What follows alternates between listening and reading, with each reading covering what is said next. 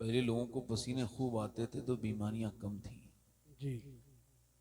अब लोगों ने अपने घरों में ऐसे बना लिए आराम की कि ज्यादा ये जो आराम है ना यही इंसान को बर्बाद कर रहा है। जी।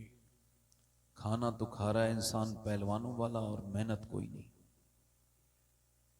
तो पहले लोगों को ऐसे खाने नहीं थे मगर मेहनतें ज्यादा थी। तो ना गांव में शुगर था। शुगर को मेरे हिसाब से 20 साल पहले लोग जानते भी नहीं थे गांव में कुछ है। जी। आज देखो आप फिर भी इंसान ना शुक्रा का ना शुक्र ही है।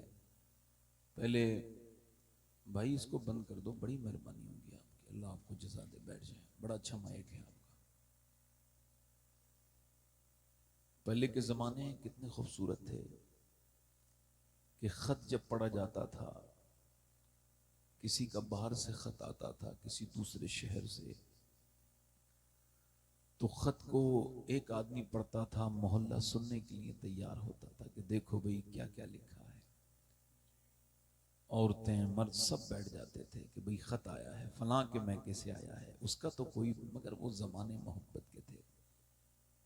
एक बूढ़ी औरत भी आके बैठी है तो उधर से वो खत लिखने वाला कह रहा है सब ठीक हैं, बच्चे ठीक हैं, फलां को सलाम इनको।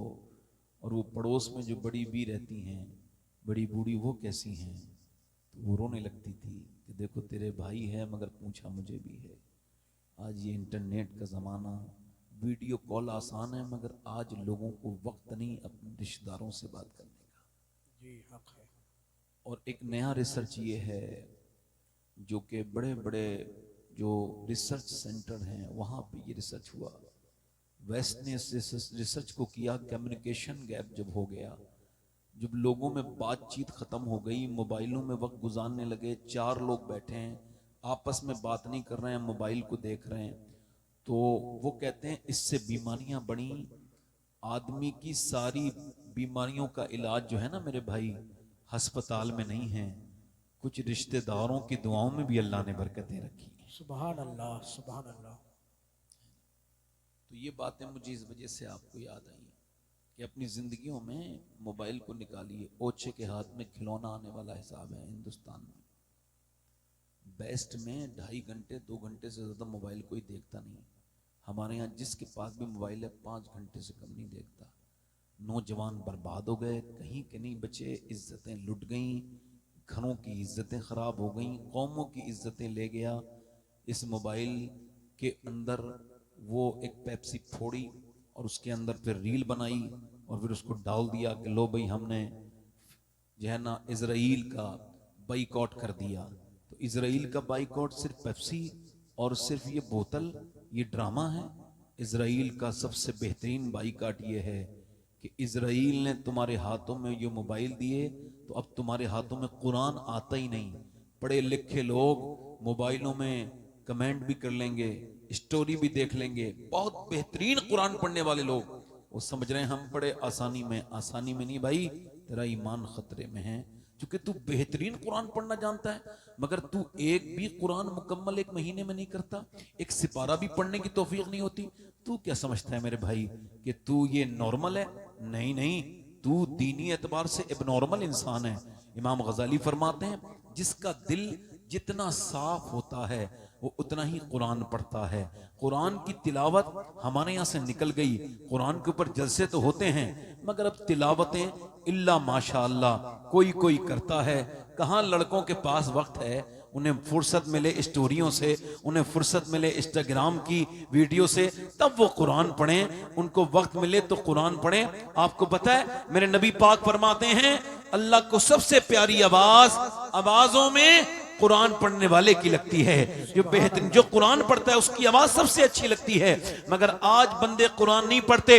इजराइल का बेहतरीन बाइकाट ये नहीं है कि उसकी पेप्सी, मैं तो पीता ही नहीं, आपको भी नहीं पीनी चाहिए पेप्सी एफसी, ये सब बेकार की चीजें। गन्ने का जूस पियो, बेहतरीन चीज है। आप नारियल का पानी पियो, बेहतरीन चीज है कि अपने घर का पानी पियो। इस गंदी चीज पीने से बेहतर है, इस बेहतरीन काले रंग का जहर पीने से बेहतर है, इसको बिल्कुल भी ना पिए। मगर इजराइल का बाइकाट, ये केएफसी और मैकडोनल्ड सिर्फ ये नहीं है, इजराइल का बाइकाट ये है, वो हमें मोबाइल में लगा के अल्लाह रसूल से दूर करना चाहता है, मगर मैं उसी मोबाइल में कुरान खोल के तिलावत करके उसका बाइकाट कर दूंगा।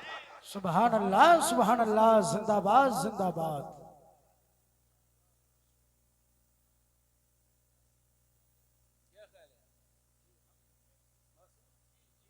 बीमारी का हद बहुत बड़ा है। मैं इस मोबाइल की बीमारी से मुझे बड़ा, मैं आपको बता रहा हूँ, इसमें बड़ा पढ़ता हूँ। 5 घंटे से ज्यादा जो मोबाइल की जिसकी स्क्रीन टाइम है वो नॉर्मल इंसान नहीं है, पागल है जी या होने वाला है। अगर यही हाल रहे मोबाइल के तो अगले कुछ दिनों में 10 साल के अंदर हर घर में एक पागल होगा जो मोबाइल की वजह से पागल हो गया होगा। उसको वैसे ही जैसे ये ड्रग्स की आदत होती है ना, अफीम की, गांजे की, वैसे ही आदत हो जाएगी। 5-5 साल के बच्चे पागल हो गए, अस्पतालों में हैं, इंडिया के अस्पतालों में। वो अपने माँ बाप को नहीं पहचानने, बस मोबाइल उनको दे रहे हो तब सुकून है, वरना फड़क रहे हैं। और हम सब इसकी आफत में जो है वो पूरी तरह से। जी हक है।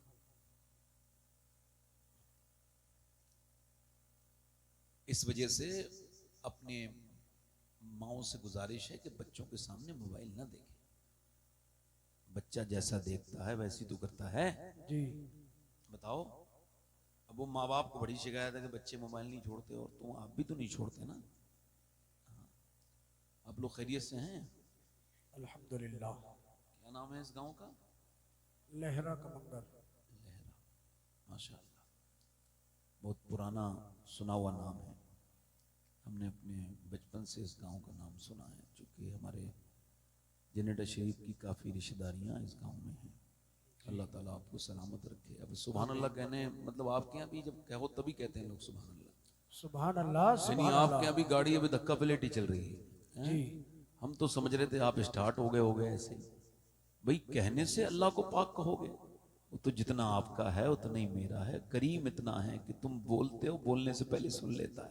सुभान अल्लाह, सुभान अल्लाह। और ऐसे सुनता है कि जो दिल में बातें करते हैं ना हम लोग, वो भी सुन लेता है। खुदा की कसम, अल्लाह ही है जिससे मोहब्बत की जाए। वो मोहब्बत, उसकी ज़ात इतनी अजीम है। वो कहता है मैं 70 माओं से ज़्यादा मेहरबान।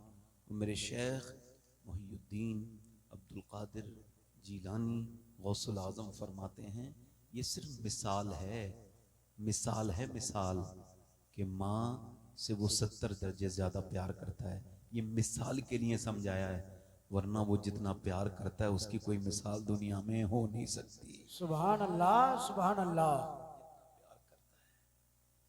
हाँ, हजरत सैयदना जुनैद बगदादी तकरीर कर रहे थे, एक शराबी उठ के खड़ा हुआ, मैं तौबा करना चाहता हूँ साहब, क्या अल्लाह मुझे माफ़ कर देगा?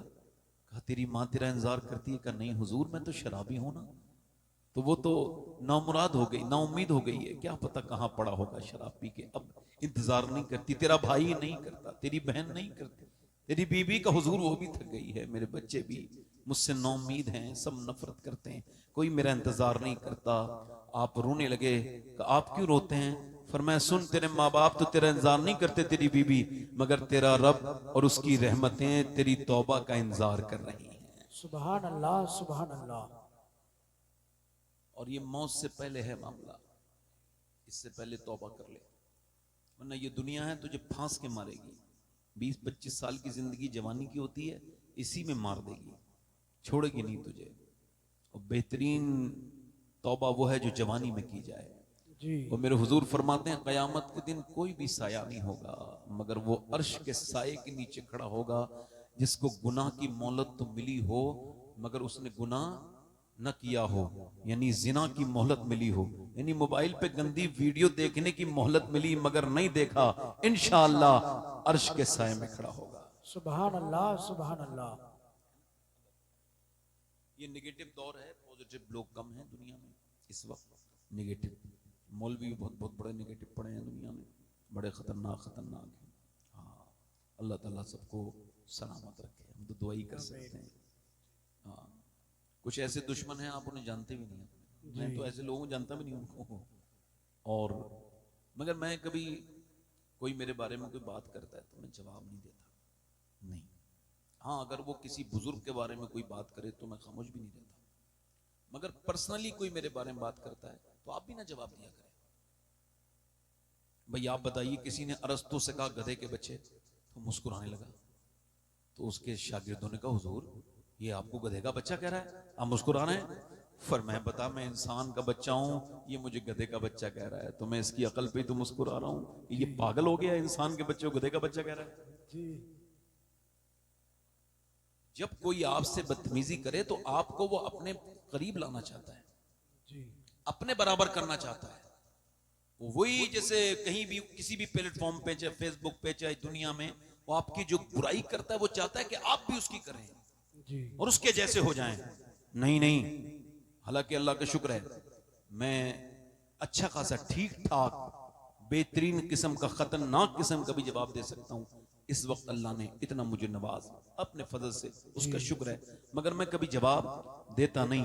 ये ऐसे है कि जैसे आप कहीं निकल के जा रहे हैं और कोई सुअर किसी जो है वो सुअर जो है वो किसी नाले वाले में लौट रहा है और उसने आपके छींटे दे दी, अब आप या तो वही एक छींट लेके चले जाइए या फिर उतर जाइए उस नाले में। उसे कोई गंदा कर सकते हैं आप, है ना? तो बस आप अपना काम कीजिए। वासिफ अली वासिफ फरमाते हैं जिसको लंबे सफर पे जाना हो वो रास्ते में उलझता नहीं है, वो निकलता चला जाता है। वाह वाह, है ना? अल्लाह सलामत रखे। 2-3 शेर पढ़ना चाहता हूँ, इजाजत है? पढ़ दें? बताओ। दोनों हाथ उठा के बोलो या हुसैन। या हुसैन। माशाअल्लाह, सारे हम अल्हम्दुलिल्लाह अहले सुन्नत हैं। कौन हैं? अहले सुन्नत। देखो, एक तबका तो वो है जो कभी इनसे अहले बैत से मोहब्बत नहीं करता, जी वो अहले बैत को नहीं मानता। एक तबका वो है जो सहाबा इकराम का मुखालिफ है। जी और हम हैं अहले सुन्नत और हम हैं अहले जन्नत, इस वजह से कि हम अकेली दुनिया में ऐसी जमात हैं जो खुल के सहाबा का भी नारा लगाते हैं और खुल के अहले बैत का भी नारा लगाते हैं। सुभान अल्लाह सुभान अल्लाह। हम हर सहाबी के भी गुलाम हैं और अहले जी। बैत के हम जो है वो बिलखुसूस अहले बैत से मोहब्बत करने वाले लोग हैं। जी। हम सहाबा इकराम से खास तौर से प्यार करते हैं, यही हमारी पहचान है। जी हक है। अल्लाह ताला हमको अहले सुन्नत पर मसलक आला हज़रत पे कायम रखे। 2-3 शेर पढ़ता आमीन हूँ, अल्लाह। जरा दिल लगा के बोलें सुभान अल्लाह। सुभान अल्लाह। चलो ठीक है। अल्लाह ताला आपके हाथों को किस सलामत रखे। दोनों हाथ उठा के बोलो लब्बैक या रसूल अल्लाह। लब्बैक या रसूल अब अल्लाह। आप भी अगर कुर्सी दूर लेके बैठ जाते तो आपको फायदा तो हो जाता। जैसे वो लोग हम कह रहे हैं सुभान अल्लाह को, तो वो लोग तो कह नहीं रहे, उन्हें पता है हम तो दूर हैं, हमसे थोड़ी कह रहे हैं। जी मगर भाई हो तो दूर मगर दिल के तो करीब हो ना। जी आपको भी जरा शामिल होना चाहिए। कुर्सियां करीब ले आओ थोड़ी सी, आपका चेहरा मुझे नजर नहीं आ रहा है, आपका दीदार करके तकरीर करूंगा। जरा थोड़ा सा आगे आ जाओ, बड़ी मेहरबानी। वो लोग जो उधर बैठे हैं बॉर्डर के नीचे, आप कुर्सियां आगे ले आओ आ थोड़ी सी। जाइए भाई, आ जाइए जो नीचे बैठे। हाँ, नीचे बैठने की नहीं नहीं, और आप करीब आ जाओ, आपकी बड़ी मेहरबानी। कुर्सियां लेके माशाल्लाह आ जाओ, वहीं आ जाओ, बुलाने मोबाइल से आ जाओ, थोड़ा करीब आ जाओ भाई, आ जाओ। नहीं चाहिए, तुमसे कुछ नहीं चाहिए। फिर इस पर क्या चाहते हैं? इस पर अल्लाह ने फरमाया महबूब आमिर से कह दें मेरे कुराबतदारों की मोहब्बत, यानी मेरे करीबियों की मोहब्बत, यानी हुजूर ने जो इतनी सारी हमारे ऊपर मेहरबानियां की, इन सब का बदला हुजूर की औलाद की मोहब्बत, इमाम हसन, इमाम हुसैन, सैयदा फातिमा, मौला अली सुभान अल्लाह और सुभान अल्लाह। हुजूर के करीबी लोगों की मोहब्बत। जी अब इसका मतलब यह है कि हुसैन से मोहब्बत ये हम पर लाजिम है। जी इसी वजह से हुजूर ने फरमाया अगर किसी के दिल में मेरी आल का बुग़्ज़ हो, और इतनी वाज़े वाज़े फरमाया, बिल्कुल सही हदीस है, काबे में वो रहे और दिन भर वो क्या करे? रोजा रखे, पूरी रात नमाज पढ़े और पूरी उम्र इसी हाल में गुजारे, मगर उसके दिल में मेरे अहले बैत का बुग़्ज़ हो, फरमाया जहन्नमी। हक है। कौन है बोलो? जहन्नमी।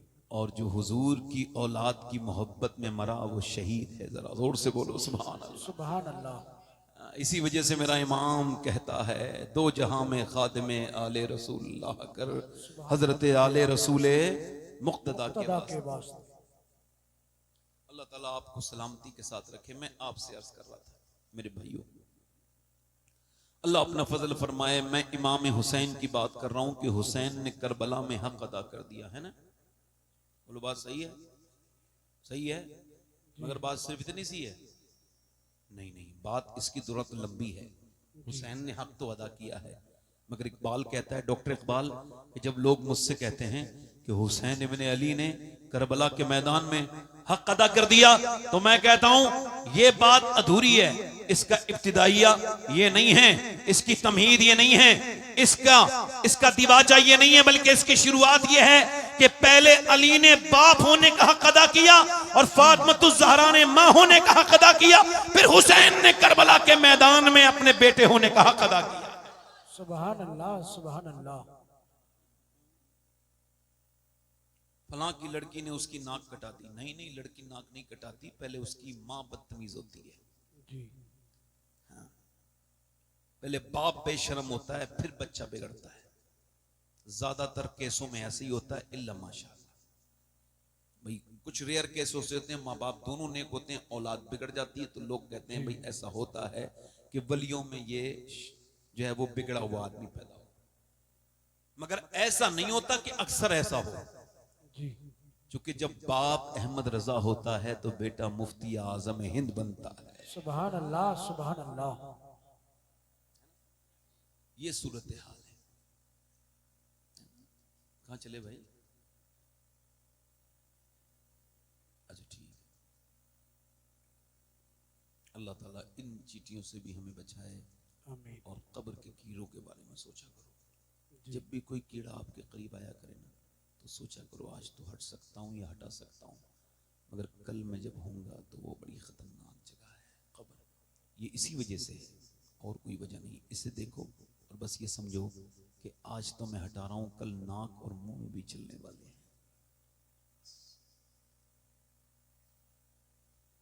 अब बच्चे इमाम अली, कौन? मौला अली फरमाते मेरी शादी हो गई, और शादी होने के बाद फरमाते मैंने अपनी बीबी फातिमा से कहा, वो चक्की चला रही थी, मैंने कहा देखो मैं ऐसा कुरान पढ़ता हूं कि एक पांव रखता हूं अपना घोड़े की काय में, घोड़े के एक पांव रखता हूं पायदान में घोड़े के, और दूसरा पांव मेरा पहुंच नहीं पाता, ज़ेन पर बैठता हूं, तो दूसरे जो है ना तरफ पांव रखने से पहले मेरा कुरान ये पूरा हो जाता है। ये मौला अली की करामत है। क्या है बोलो?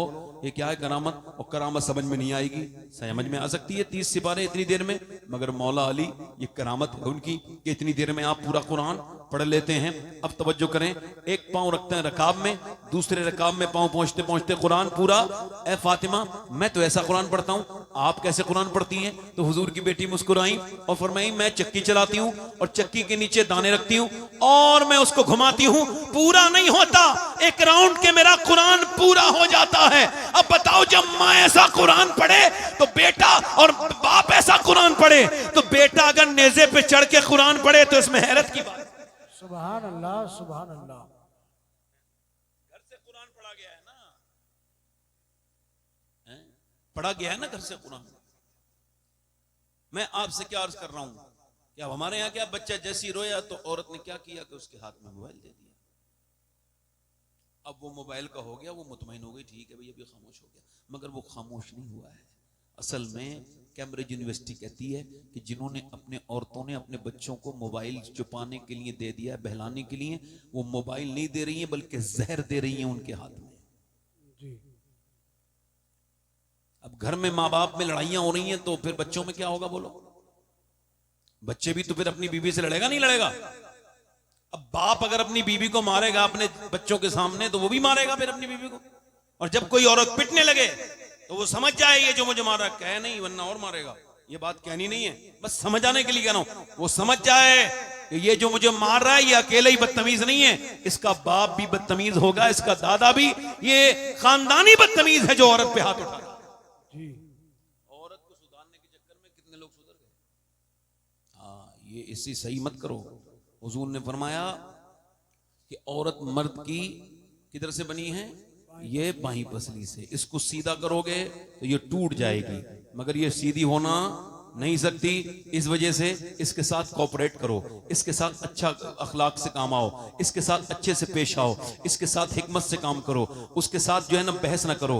बस अगर कोई मसला है तो बाहर निकल जाओ। और इससे बेहतर यह कोई बात हो जाए तो अपनी बीबी से अंदर कमरे में जाके माफी मांग लो। कोई बड़ी बड़ी बात नहीं है ये। थानेदार से पिटने के अच्छे बेहतर है, अपने खानदान की इज्जत खराब करने से बेहतर है कि अंदर कमरे में जाओ, बीबी से अकेले में गो, जो बात हुई खत्म करो, बात खत्म करो। और अगर ज्यादा परेशान हो गए तो यही होगा। और ये कोई बदतमीजी की बात नहीं, अपनी बीवी को रूठ जाने पे मनाना ये कोई बुरी बात नहीं है, ये कोई गुलामों वाली बात नहीं है। बल्कि आप तवज्जो करें, आज के जमाने में जितनी भी तलाकें हो रही हैं, इसमें सिर्फ औरतों की गलती नहीं है, मर्दों की भी गलती है। जब मर्द को हाकिम बनाया तो हाकिम की ज्यादा गलती बनेगी ना। बोलो किसकी बनेगी? हाकिम की बनेगी या महकूम की ज्यादा गलती बनेगी? क्योंकि हाकिम की गलती है ना, इस वजह से जब तलाक होती है तो ज्यादा गलती मर्द की मानी जाती है। इस वजह से उसे अकल ज्यादा थी, उसको तो दिमाग से काम करना चाहिए था ना। अब जरा गौर करें, कोई झगड़ा हो गया, इधर उधर की बात, अब आदमी ने बड़ी उधर से उधर के घर वाले बोलने लगे, उधर उसकी मां बोलने लगी, इधर इसकी मां बोलने लगी। कुछ तो बूढ़ी औरतें ऐसी हैं, बस ये मरते ही जहन्नम में जाएंगी, इनसे हिसाब ही कोई नहीं। ये बूढ़ी हो गई वही औरत जो अपनी बहू को तानी दे रही है, मतलब इसके कब्र में पैर लटके हुए हैं, मरने वाली है मगर अब भी जहेज गिन रही है, इतना दिया है, इतना नहीं दिया, फलां को इतना मिला है, मेरे लड़के की तो किस्मत फूट गई, ये मिला। अरे तेरी तो किस्मत अभी सही करके फूटेगी, जब कब्र में जाएगी तो तेरी कुटाई होगी। बदतमीज, तूने किस गरीब लड़की को रुलाया है? तू गरीब लड़की को रुला रही है, उस परेशान को रुला रही है। लड़कियां आके कहती हैं कि हमें हमारा शौहर मारता है। मैंने पूछा तो फिर क्या? कहा फिर मैं वहीं पे रहती हूँ, आती नहीं क्यों? कहा वो जब मैं अपनी सास जब कहती है तेरे बाप ने कुछ नहीं दिया मेरे बाप को बुरा, तो मैं जवाब दे देती हूँ, तो फिर मेरा शौहर मुझे मारता है और फिर कहता है जा अपने घर जा, मैं नहीं आती, पिटती हूँ, वहीं पे रहती हूँ। क्यों? का वो इस वजह से कि मेरा बाप ने बड़ी मुश्किल से मेरी शादी की थी, वो मजदूर इंसान है, अगर मैं उसके पास जाऊंगी और जाकर के अपनी हाल बताऊंगी तो मेरा बाप बीमार रहता है, बहुत जल्दी मर जाएगा, इस वजह से पिटती हूँ, कुटती हूँ, कुछ नहीं कहती, बस बच्चे हैं यही रहती हूँ, पिटती हूँ। जहां लड़कियों को परेशान किया जाता हो, जहां यतीम बच्चियों से जहेज के मुतालबे किए जाते हो, जहां परेशान गरीबों की बच्चियों को जहां घरों में ताने दिए जा रहे हो, वो मुसलमान कौम ऊपर आएगी? नहीं, वो नीचे जाएगी, वो बर्बादी होने के लिए, चूंकि उसके अमाली ऐसे हैं, उसने जहेज जैसी लानत को छोड़ना पसंद ही नहीं किया है। अब के जबकि लड़कियां इस और भी दुनिया के वजूहात के बाद एक वजह यह भी है मुर्तद होने में लड़कियों के, ये महंगी महंगी शादियां, ये दिखावे, ये बड़ी बड़ी पार्टियां, ये बड़े बड़े जहेज, ये सब बदतमीजियां हैं। मैं सैयद हूं, मगर आज के जमाने में अगर कोई नौजवान ऐसा बैठा हो तो उसके हाथ इस पूरी महफिल में चूम लूंगा। अगर कोई नौजवान जो ये वादा करे जब मैं शादी करूंगा तो बगैर जहेज के, बगैर एक कप चाय के, बिल्कुल सुन्नत के मुताबिक शादी करूंगा। कोई उससे पूछे क्यों? का मुझे किसी से कोई जहेज नहीं चाहिए। कहा क्यों? का इस वजह से कि मुझे अपने इमाम इश्क और मोहब्बत का ये शेर समझ आ गया है। का कौन सा शेर? का कौन देता है? देने को मुंह चाहिए, देने वाला है सच्चा हमारा नबी। कर रहा था मेरे भाइयों, मेरे दोस्तों, ये चलन खत्म होना चाहिए। ये अपनी बीवियों के साथ बहुत अच्छे वाले मामलात कीजिए, अच्छे से जाइए। अब देखें आप, नमाज 5 बार फर्ज है इस वजह से कि आपको याद रहे। देखें ना, 5 बार आप एक ही सूरह फातिहा पढ़ते हैं, क्यों? चूंकि आप भूलें ना, ये नमाज अल्लाह की याद है, आप भूलें। ऐसी आप अपनी बीवी से जाके इजहार मोहब्बत भी कीजिए, उससे कुछ अच्छी बातें भी कीजिए। हमेशा झगड़े इससे खत्म नहीं होते कि ताबीज लेने चला जाऊं उस वाले मियाँ से, इस वाले मियाँ से। कोई मियाँ ऐसा ताबीज दे दो जिससे मैं मोहब्बत करता हूं वो मेरी मुट्ठी में आ जाए। वो कहेंगे हाँ, वो भी बहुत बड़े ढोंगी बैठे हैं, झूठे बेरोजगार लोग बैठे हैं जिन्हें कोई काम नहीं है, बदबख्त वो लेके बैठ गए पीले रंग, उसे जाफरान बताते हैं और उसी को ये पैसे वैसे कमाते हैं और ये फाले खोलते हैं। ये सब झूठे हैं। हाँ, किसी की चोरी हो जाए तो वो मियाँ बता दे, ले यार ये फिर बंद करो ना, ये कैमरे सिक्योरिटी पुलिस सब खत्म करो, यही बिठाल दो, एक मियाँ यहाँ बिठाल दो, एक वहां बिठाल दो, यही बताता रहेगा, इतना पैसा खर्च क्यों करो यार। माज़अल्लाह, उसने चुराया है, ले अब भाई का जनाजा जा रहा है और उससे कह रहा है जनाजे को खाना दे दे, नहीं दूंगा। अरे तेरा सगा भाई, अरे इसने मुझे जादू कराया था। माज़अल्लाह, बताओ जो ऐसा दिल फाड़ दे बख्शा जाएगा वो मौलवी? बख्शा जाएगा वो ढोंगी, बख्शा जाएगा वो बदतमीज। उसको कैसे पता है उसने जादू करा है? मुझे बताना, मेरे सामने लाओ। ये सब झूठे हैं, पाखंडी हैं, इनको कुछ नहीं पता। और जब तक बेवकूफ जिंदा हैं, अक्लमंदों की रोटी रोजी में कोई कमी नहीं है। ये बताओ, तुम तो इधर उधर जाते हो, क्या करना चाहिए? क्या क्या हुजूर की सुन्नत क्या बताती है? मेरे नबी पाक फरमाते हैं, तुम चाहते हो तुम्हारी बीवी से तुम्हारी मोहब्बत बढ़ जाए तो उसकी खूबियों का जिक्र करो, खामियों को नजरअंदाज। जी सुभान अल्लाह सुभान अल्लाह। उसकी तारीफ करना शुरू कर दो, उसकी तारीफ करो। 4 लोगों में बैठो, अपनी बहनों में, भाइयों में, मेरी बीवी के अंदर बड़ी अच्छी आदतें हैं, जो बुरी आदतें हैं उनको भूल जाओ। इंसान है, बुरी आदत भी होती है, भूल जाओ। अम्मा आयशा फरमाती हैं, हुजूर घर में आ रहे हैं, अब तवज्जो करना, लोग बड़े बड़े पुरानी रस्म लेके बैठे हैं, अब सुने, अब जरा तवज्जो करें। अम्मा आयशा फरमाती हैं, मेरे नबी पाक तशरीफ ला रहे हैं अंदर, और हुजूर मुस्कुराते हुए दाखिल हो रहे हैं घर में, जोर से बोले सुभान अल्लाह। और फिर सरकार फरमा रहे हैं, आयशा तुम पानी पी रही हो, मैं भी पानी पीऊंगा, इसी गिलास से पीऊंगा। उसी कटोरे को दे दिया। अब ये बताओ किधर अपने होंठ लगाए थे तब आपने पानी पिया था? अम्मा आयशा फरमाती, मैंने बता दिया, हुजूर ने मेरे होंठों के निशान पर अपने होंठ रखे और वहीं से पानी पिया। हुजूर फरमाते हैं, तुम में बेहतर वो है जो अपनी बीबी के लिए बेहतर है। किसके लिए बोलो? जो कारोबार के लिए बेहतर है, वो बेहतर नहीं है। सरकार ने ये नहीं फरमाया बीबी कमजोर होती है, जो बीबी पे रहम करे वो सबसे बेहतर है। जोर से बोलो, कौन है वो बेहतर है। सबसे ज्यादा बेहतर कौन है? जो बीबी पे अपनी रहम करे और बीबी से प्यार करे, वो सबसे ज्यादा तुम में बेहतर है। अल्लाह के रसूल फरमाते हैं, नबी पाक सल्लल्लाहु अलैहि वसल्लम, मैं तुम में सब में सबसे ज्यादा अपनी बीबी के लिए बेहतर हूं, उन सबसे मैं अच्छे से पेश आता हूं। और 9 बीबियां हैं। अम्मा आयशा फरमाती, सरकार की 9 बीबियां मदीने में थी, मगर मेरे हुजूर ने कभी किसी से अपने कपड़े नहीं धुलवाए, अपने हाथ से धोते थे। बस इस पे ही कुर्बान चले जाओ, छोटी बात है। जी जिसकी कायनात गुलाम हो, सुभान बच्चा बच्चा जिस पे कुर्बान हो, उस नबी की शान के अपने हाथ से अपने जूते सी लेते हैं, अपने हाथ से अपने कपड़ों में तहमत लगा लेते हैं, अपने हाथ से अपने कपड़े धो लेते हैं। यहाँ तो मियाँ अजीब अजीब सिस्टम है। अम्मा आयशा फरमाती हैं, नबी पाक एक दिन तशरीफ लाए, मैं बीमार थी, मैंने कहा हुजूर ने फरमाया खाना बनाओ रोटी। मैंने कहा या रसूल अल्लाह मेरी तबीयत ठीक नहीं। हुजूर अंदर गए, सरकार ने आटा लिया और आटा बना लिया। आए है, उसके बाद फरमाया आयशा मैंने आटा बना दिया, अब तुम रोटियां डाल दो। फरमाती मैं बीमार हो जाती, हुजूर मेरे काम में मदद फरमाते, मैं रूठ जाती तो हुजूर मुझे मनाते थे। जरा जोर से बोलो मेरे भाइयों सुभान अल्लाह।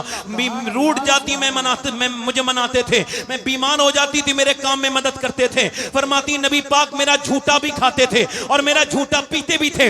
आज के बाद अगर कोई लहरा कमंगर में ये बात कहे कि मियां नबी पाक से ये कहे कि किसी अपनी बीबी का झूठा खाना या पीना, या बीबी के कहने, बीबी के बीमारी पे उसके काम में आ जाना, या बीबी के रूठ जाने पे उसको मनाना, ये चोरू के गुलाम का तरीका है, तो कहना खामोश, ये चोरू के गुलाम का नहीं, ये नबियों के इमाम का तरीका है। सुभान अल्लाह, जिंदाबाद जिंदाबाद। किसका तरीका है बोलो? नबियों के इमाम का। जल्दी बोलो जरा, किसका तरीका है? नबियों के इमाम का। मुस्कुरा के बोलो। अल्लाह ताला तुम्हें कभी झगड़े से बचाए, आमीन। ना करो झगड़ा मेरे भाई, जिंदगी मुख्तसर है। सुनो इधर देखो, अबुल हसन खरकानी नाम के एक बुजुर्ग का नाम सुना है? जी अरे जिनका खिरका रख के, कुर्ता रख के दुआ मांगी थी महमूद गजनबी ने, जी है ना? तो उनसे मिलने के लिए एक आदमी आया, आके बोला हजरत हैं? तो उनकी बीवी बड़ी खतरनाक जबान जरा तेज थी। कहने लगे तुझे भी कोई काम नहीं है? उन्हें तो कोई काम है नहीं, तो बैठे रहते हैं इधर उधर ऐसे। कहने लगे हजरत से मिलना है। अरे क्या हजरत वजरत लगाए होंगे कहीं बैठे हुए, इन लोगों में अपने कर रहे होंगे अपनी बातें। तो उसने कहा लो यार ये तो वली अल्लाह के, और ये बीवी इतनी खतरनाक है। ओ वापस चले गए। अब जब जाके देखा जंगल में, तो शेर पे बैठते हुए आ रहे हैं भाई।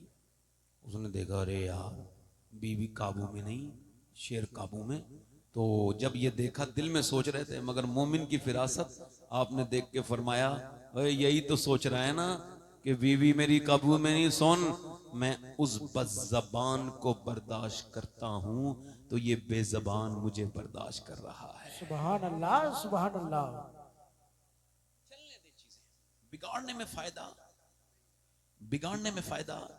बस ये सोच के अल्लाह की बंदी है, जी अल्लाह मैं तेरी बंदी को बर्दाश्त कर रहा हूं, इसके बदला मुझे देना मेरे परवरदिगार। देखना वो एक दिन आएगा खुद ही ठीक हो जाएगी। अल्लाह बड़ा करम करने वाला है, अल्लाह हालात पैदा कर देता है। कभी कभी बड़े बड़े खराब लोग हमने बदलते हुए देखे, उम्मीद नहीं तोड़नी चाहिए। अब देखो जरा मेरी तरफ तवज्जो करो, मैं आपसे अर्ज कर रहा था हमारे यहाँ कुरान चूंकि पढ़ा ही नहीं जाता। जी। अब जब भी कोई मामला हो जाए, चलो भाई मियाँ के पास ताबी ले आए। अच्छा, मैं किसी मियाँ का मुखालिफ नहीं हूं, खुद मियाँ हूं। हाँ, पुश्तों से मियाँ हूं, एक दो पुश्ते नहीं, 7-8 पुश्ते, तकरीबन 300 साल से तो जन्नत शरीफ में है। जी सुभान अल्लाह। मगर जो बात है वो सच कहनी चाहिए। जी। कल को ऐसा ना हो कि कयामत में पकड़ा जाए इंसान। इसके पास उसके बाद जाने वालों सुनो, नबी पाक की बेटी से पूछो और मौला अली से पूछो, ए अली और फातिमा, आप हम सबके लिए आइडियल हैं। बताइए जब आपको कोई प्रॉब्लम होती थी तो आप कहां जाते थे? ओ मेरी बहनों, मेरी बेटियों, फला मजार पे जाकर के जाने वाली हो और फला जगह बेपर्दगी के साथ जाने वाली हो, मियाँ के यहाँ जाकर के ताबीज लेने वाली हो, तुमने अभी अपनी अहमियत समझी नहीं। नबी पाक की बेटी की आवाज आ रही है, अल्लाह के रसूल की बेटी कभी कहीं नहीं जाती थी, बल्कि अपने घर में आप मुसल्ला बिछाती थी तो कभी जन्नत से कपड़े आया करते थे, कभी जन्नत से खाने आया। सुभान अल्लाह, सुभान अल्लाह, जिंदाबाद जिंदाबाद। हुजूर के घर में कुरान पढ़ा जा रहा है, नबी पाक के घर में, जोर से बोलो सुभान अल्लाह। सुभान अल्लाह। हम तो हमारे यहाँ औरतें कुरान नहीं पढ़ती, वक्त नहीं, टीवी देखने का वक्त, इन्हें सीरियल देखने का वक्त, इन्हें गीबतें करने का वक्त, बाजारों में घूमने का वक्त, इनके पाँव नहीं थकेंगे, बाजार में 10-20 किलोमीटर चलेंगी फिर भी पाँव में कोई थकान का एहसास नहीं होगा। मगर जे कभी ये कुरान लेके नहीं बैठती। पहले की वो औरतें कितनी बरकत वाली थी कि बच्चे उनके अभी उठे भी नहीं है कि कुरान पढ़ना शुरू कर देती हैं। हमें दीन जो मिला है अपने माँ बाप से ही तो मिला है ना, बोलो मिला है कि नहीं मिला है? माँ बाप हमारे दिए ना। मगर आज जब माँ बाप आज के जमाने के कुरान बिल्कुल नहीं खोलते, अपने बच्चों को बदलो, संभालो, वरना बर्बादी सर पे खड़ी है। याद रखना, ये तकरीरें सुनने से, करवाने से कुछ नहीं होगा। बात यह है कि अपनी बीवी से आपने कहा कुरान पढ़े, आप कैसे कहेंगे? आप तो खुद नहीं पढ़ते, आप खुद नहीं पढ़ते। जब आप पढ़ते नहीं, चलो पढ़े लिखे नहीं हो, पढ़ना शुरू कर दो। और एक काम ये करो कि कुरान में जैसे बोल बोल के और चीजें निकालते हो, मोबाइल में ऐसी कुरान बोलो और कुरान को सुन लिया करो। सुनना भी तो कुरान का तिलावत सवाब है ना, तो सुबह को सुन लिया करो, रात को सोते वक्त आप सूरह मुल्क सुन लिया करो, सुबह को उठो फजर की नमाज पढ़ के आके सूरह यासीन सुन लो। सुभान अल्लाह, क्या बरकतों वाली चीज है, कैसी जिंदगी में इनकलाब आएगा। मगर अब कोई कुरान पढ़ता ही नहीं, ना कोई पढ़ता है, ना किसी को पढ़े इसमें कुरान में दिलचस्पी रही, और ना कुरान से कोई। हालांकि ये कुरान वही कुरान है मियाँ कि जिसको पढ़ पढ़ के पहले जब मुजाहिदीन इस्लाम को सुनाया जाता था तो उनके अंदर नया जोश आ जाया करता था। फौज में कुर्रा की तादाद हुआ करती थी और वो कुर्रा जब कुरान पढ़ते थे तो मुजाहिदीन इस्लाम जोश में आ जाया करते थे। और ऐसे मुजाहिदीन इस्लाम नहीं गुजरे, इस्लाम में गवाह है, आज भी ये तारीख इस बात को याद रखती है। अल्लाह के रसूल के घर में कुरान पढ़ा जा रहा है, एक छोटी सी बच्ची 6 साल की तकरीबन कुरान पढ़ रही है। हालांकि उस पे ऊपर पर्दा फर्ज नहीं है, मगर फिर भी उसकी चादर सर से नीचे को चली गई। जैसी चादर नीचे को गई है, उनकी वालदा घर से बाहर आई है, घर में किचन में काम कर रही थी, अंदर आई, देखा बेटी के सर पे चादर रख दी। अम्मी आपने मेरे सर पे दुपट्टा क्यों रखा? इस वजह से कि नाना नाराज हो जाते हैं।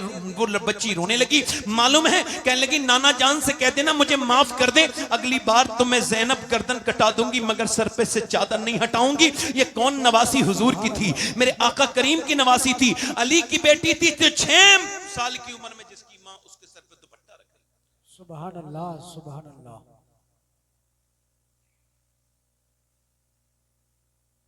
मगर आज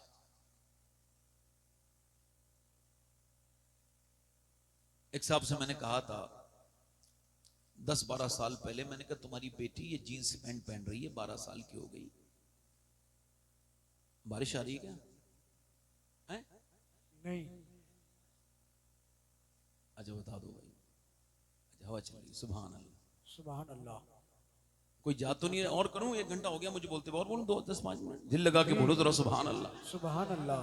तो एक साहब से मैंने कहा जरा अपनी बेटी को समझाएं, ये जीन्स की पैंट, मर्दों का लिबास पहनना ये हराम है। ए भाई कहां जा रहे हो? ए कहां जा रहे हो? हैं? नहीं, और कोई साहब भी जाना चाहते हो चले जाओ, कोई बात नहीं, कोई बात नहीं, चले जाओ, कोई हाजत है आपको चले जाओ, कोई बात नहीं। अब सुनिए, तो मैंने उनसे कहा तो ये एक औरत ने सिर्फ मर्द के जूते पहन लिए थे तो हुजूर ने उस पर लानत फरमाई, और आज छोटी छोटी बच्चियां जीन्स पहन रही हैं। 10-10 साल की लड़कियों को जीन्स पहना रहे हैं। और याद रखो, मुसलमानों में 2 तरह की लड़कियां हैं, तीसरी कोई औरत है ही नहीं। 2 ही क्वालिटी है। एक क्वालिटी तो यह है कि वो पर्दा करेगी ही नहीं, चाहे किसी की मौत में जाए फिर भी उसके जिस्म पे टाइट हराम और सख्त हराम। ये देखो, जैसे ये आस्तीन खुल रही है, ऐसे वुजू करने के लिए औरत जा रही हो और कोई मर्द उसको देख रहा हो। एक शरीयत में ये है, फुकहा ये लिखते हैं, अगर औरत अपने वुजू करने के लिए जाए और उसको गैर मर्द देखें और कोई ऐसी जगह है नहीं जो पानी ले जाए, मजबूरी है, तो उसके लिए हुक्म यह है कि वो वुजू करे ही नहीं, ये अपने हाथ ना दिखाए बल्कि तयम्मुम करके नमाज पढ़ ले। अब आप जरा अंदाजा करो, गौर करो, शरीयत ये कहती है कि औरत मर्द नमाज पढ़े तो यहां तक हाथ लेके आए। देखो जरा गौर करो, एक लड़की वो है जो पर्दा छोड़ नहीं रही है, एक लड़की वो है जो पर्दा कर नहीं रही है। और ये जो कर नहीं रही है, इससे आप कितना कह दो, शादी में जाएगी तो बेपर्दा, पार्टी में जाएगी कि कहीं बारात में जाएगी तब बेपर्दा, किसी की फातिया में जाएगी तब बेपर्दा, तीजे 40 में तब बेपर्दा। इसको पता ही नहीं कि औरत का पर्दा कितना जरूरी है। इसी वजह से बेहयाइयां फैल रही हैं, बेगैरतियां फैल रही हैं, बेशर्माइयां फैल रही हैं। सुनो, मर्द नमाज पढ़ता है तो कहता है अल्लाहु अकबर, यहां हाथ लाता है यहां, और इसने बांध दिया, अब यहां उसने जो है ना हाथ बांध लिया। अब वो औरत के लिए हुक्म यह नहीं है कि वो हाथ यहां तक लाए, बगले खोले, नहीं नहीं, औरत के लिए हुक्म यह भाई यहां पे हाथ लाए और बांध ले। अब जब और नमाज पढ़ता है मर्द तो खुल के सजदा करता है, औरत के लिए सिमट के सजदा करने का हुक्म है। औरत जब जाएगी काबे में तो वो सफा मरवा में दौड़ेगी नहीं, बल्कि वो हल्के चलेगी, और जब वो दौड़ेगा मर्द तो वो कहेगी इब्राहिम की खातून तो दौड़ी थी, मुझे क्यों नहीं दौड़ने देते? कहा तुम दौड़ोगी तो तुम्हारी बेपर्दगी हो जाएगी। अल्लाह को खबर है कि मर्द के जिस्म का बनावट और है तो औरत के जिस्म की बनावट और है, इसलिए अल्लाह ने औरत की नमाज अलग कर दी, मर्द की नमाज अलग कर दी। औरत मरे तो 3 कपड़े और मर्द मरे तो 3 कपड़े का कफन, और औरत मरे तो 5 कपड़े। अल्लाह जानता है मर्द के जिस्म की बनावट और है तो कफन का मामला अलग और कफन अलग, नमाज अलग। अब जरा गौर करो, फिर भी औरतें पर्दा नहीं करती, फिर भी बेपर्दा हैं, लड़ाई झगड़ा कर लेंगी मगर पर्दा नहीं करेंगी। एक तो वो औरत है, एक वो औरत है जो, एक वो लड़की है जो खड़ी है एक कॉलेज के सामने, और जैसे ही वो कह रहा है कि ऐसा करो कि तुम अपना बुर्का उतारो वरना तुम्हें एग्जाम में इम्तिहान में बैठने नहीं दिया जाएगा, वो कह रही है मैं नहीं उतारूंगी, तुम्हारा इम्तिहान छूट जाएगा। उसने ली कॉपी और उसके मुंह पे मार के कही ले अपने पास इसे पकड़, मैं कोई तुझे राजी करने के लिए दुनिया में नहीं आई, मैं तो आमना के लाल को राजी करने के लिए। सुभान अल्लाह, सुभान अल्लाह, जिंदाबाद जिंदाबाद।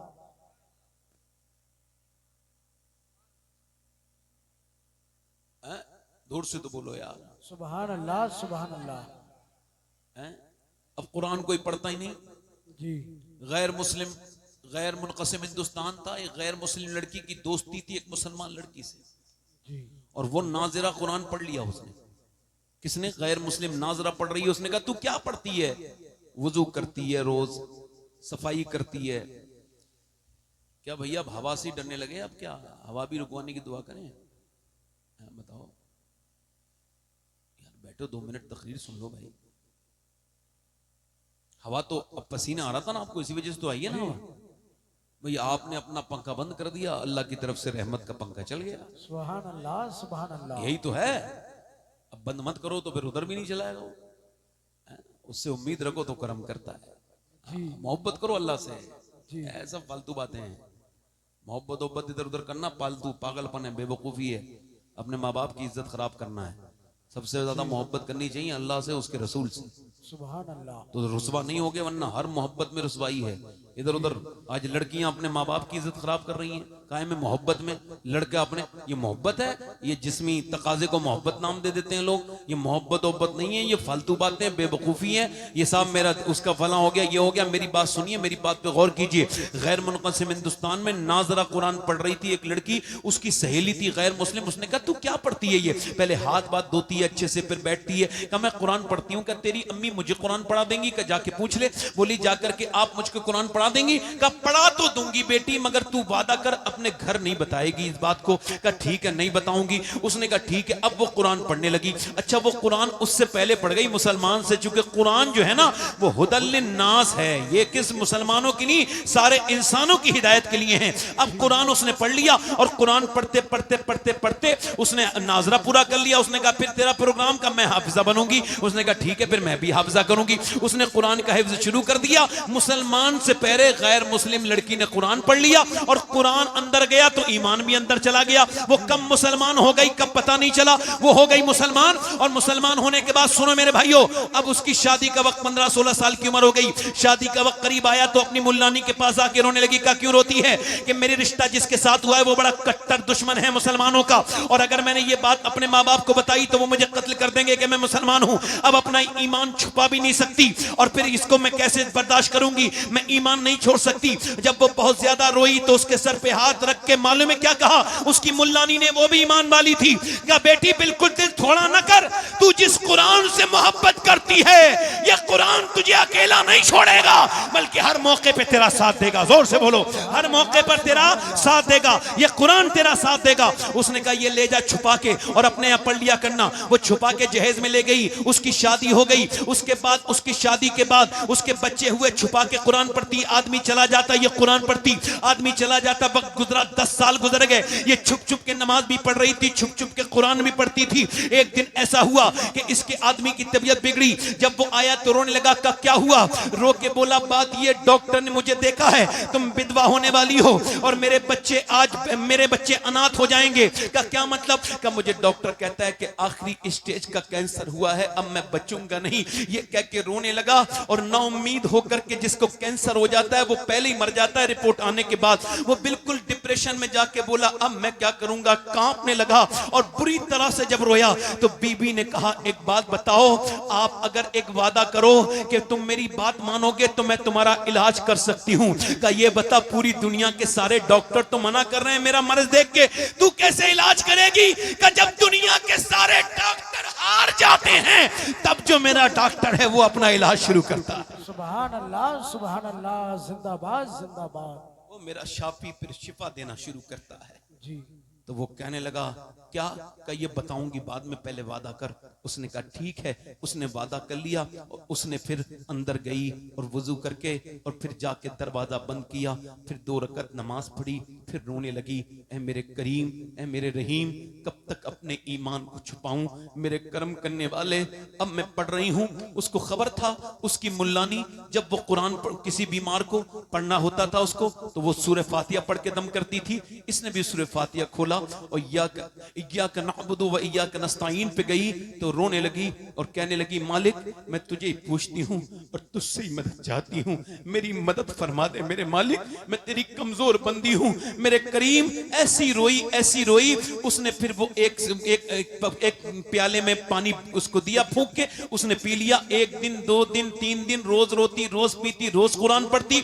और फिर उसने ये हुआ कि 1 महीने के लिए कहा था 1 महीने बचेगा, मगर 2 महीने हो गए, 3 महीने हो गए, 4 महीने चेकअप करा के आया तो घर में मुस्कुराते हुए दाखिल हुआ और रोने लगा और फिर रोया मुस्कुराया। का क्या हुआ? का तू बता तूने कैसे इलाज किया है मेरा? का क्या हुआ? का डॉक्टर ने जब मेरा चेकअप किया तो कहने लगा ऐसा लगता है तुझे कभी कैंसर था ही नहीं, तेरा जिस्म तो बिल्कुल नॉर्मल है, कई बार चेकअप किया है फिर भी मैं बिल्कुल नॉर्मल आया हूं। ये बताओ कि आखिर तूने कैसा इलाज किया है? अल्लाह अकबर। वो कहने लगी जिस इस्लाम से तू नफरत करता है उसी रब के कुरान को मैंने पढ़ के तुझे पिलाया है।